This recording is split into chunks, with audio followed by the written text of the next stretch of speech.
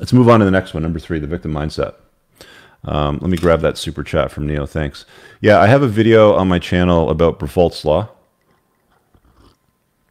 And you should go look it up. Just search on entrepreneurs in cars on YouTube and then put in what is Bruffolt's Law, and you'll come across the video. But essentially, Robert Bruffault, I think he was a French doctor, if I recall. I'm going to have to go searching on Wikipedia, but he did a lot of research on the animal kingdom, and you notice that the female in the animal kingdom determines the length of the relationship. Let me just quickly dig it up because it's more eloquently put the way that Bruffolt's Law.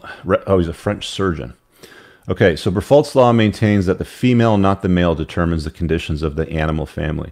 Where the female can derive no benefit from association with the male, no such association takes place or continues.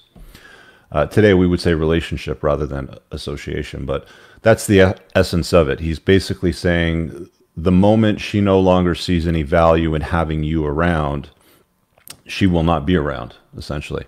So you can go watch that video. There's a bit more of a breakdown on that topic there. I found that to be an interesting concept that rings true and is consistent. Okay, let's talk about victim mindset. I've seen this play out a lot, too many times. When I say a lot, too many times. They often brag on social media about how strong and independent they are and how they don't need a man. Okay, we're talking about the social narrative that we hear today, from women. But in the next breath, they turn to the government for handouts or their children's father for financial support. Now, the children should be supported by the father. I don't question that. The amount of support that is often redistributed from the father to the mother does not amount to what's required to support children in most cases. There's no child in the world that needs $50,000 a month, yet there are fathers paying $50,000 a month in child support, right? But that's how the courts operate today. So back to this third point on mindset. A lot of single moms would complain to me when I was dating about the father of their children. Often heard them use disparaging terms like he's a loser, he's dumb, he's a deadbeat, he was beta, or he was boring. Any one of those were pretty common. I would often ask them why they married him or had kids with him, and their face would turn to stone as if to say, how dare you hold me accountable for my choices? There's frankly no ownership when it comes to choices. So you have to understand that this is just going to be kind of par for the course. It's not often exempted. There are some exemptions, but it's not often exempted. The other thing that you got to understand with the mindset component of this when you get involved with single mommies is I've never met a single mother that wasn't a self-proclaimed feminist. Now, I don't date feminist-looking women, okay? Typically, the optics look something like short blue hair, face piercings, tattoos, and rotund. But there are feminine-looking women that are self-proclaimed feminists still. They have feminine-looking feminists, if you will. But the problem with the ideology is to identify as a feminist, you must have an oppressor. Okay, and every woman oppressed is a victim when it comes to the feminist logic. You can't be a victim without an oppressor. So there's something manufactured. It doesn't matter if it was my dad when I was growing up. My husband was a loser. He cheated on me. He was dumb. He was unable to provide for the family. Insert whatever reason. But there's no ownership for, well, I chose to, wife him up or husband him up sort of thing.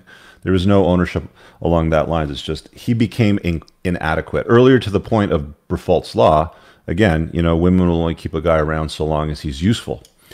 The moment he becomes or no longer is useful to her, hypergamy kicks in, she goes looking for another opportunity. And that's a requirement of survival for women and her children. It's an evolved, it's just hardwired. And to be honest with you, I'm just going to put it to you like this. There's nothing wrong with that. That's just the way they're hardwired. If they weren't hardwired that way, they wouldn't have survived. They wouldn't have the opportunity to give their kids what they need. So it's just an adaptive, evolutionary type of behavior. You just have to understand it as a guy that it's par for the course if you're going to get involved with a single mommy. Let me grab a couple of these super chats here real quick. Santiago Garcia, there's no good reason to get involved in a long-term relationship with a single mom. It's like knowingly putting a hand in a bag full of snakes, hoping to find 5 cents. He's had some experience. He's obviously speaking from experience. Now, the victim mindset requires her to be unhappy, unlucky, and oppressed. I found out firsthand when I started dating after my divorce, how these women, how hard done by they'd claim that they were, their kids were. It was always somebody else's fault. The other problem with that too is, I mentioned earlier, you have responsibility, but you don't have authority. If there's a conflict and you're trying to enforce boundaries with her kids, you're going to find that her kids are also going to adopt this ideal set, this mindset. One of the big complaints I hear from a lot of guys today that were raised in single mother households is the absence of a strong, masculine, virtuous male role model. So they default to these types of beliefs and mindsets, more specifically the victim mindset. So I'll give you an example. I tried to enforce a boundary once with my single mommy type of relationship. Kid acted out, made up what was nothing short of a lie, basically manufactured indignation, which is something that we've seen women do. And the mindset, where did it come from?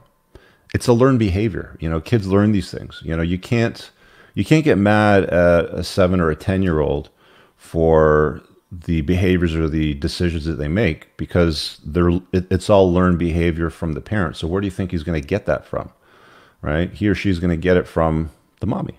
So you have to understand that's a strong element of one of the risks that you're going to have to deal with. So if something doesn't go their way, they'll emotionally manipulate the mother.